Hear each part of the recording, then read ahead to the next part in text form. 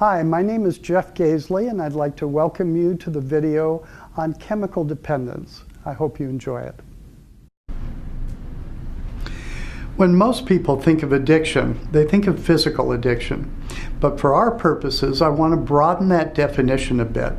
Addiction is any behavior or action that is all compulsive and aimed towards making feelings less painful, or stopping the realization of a feeling altogether.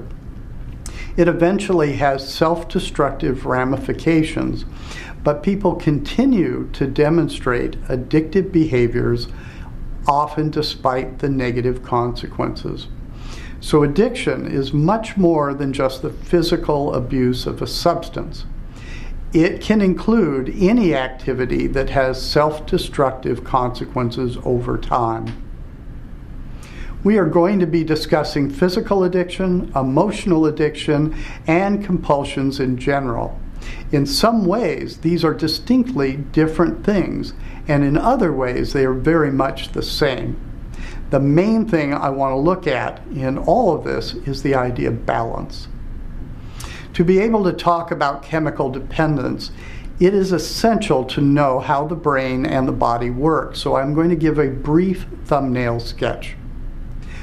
When there is a threat to the organism, the body goes into flight, fight, or freeze in response to messages from the back part of the brain or the reptilian brain. A tremendously complex set of processes happens instantaneously.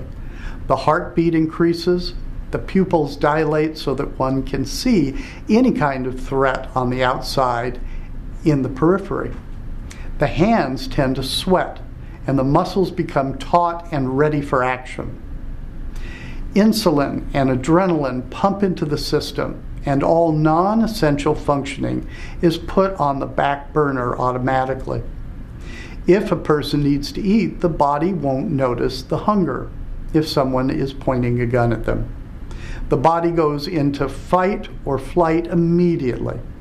Either a person is going to run, try to take the gun away, or freeze at that moment. The body essentially goes into a hyper-alert mode. This is a rather primitive process that happens in the back part of the brain and had tremendous beneficial results for primitive man. A person cannot possibly be in this emergency state for any prolonged period of time and remain healthy. They are ready for action, but the body is out of balance. Eventually, it has to come down to homeostasis or balance again.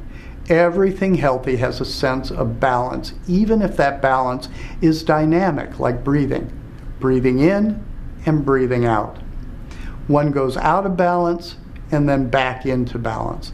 This is the essence of Newton's law.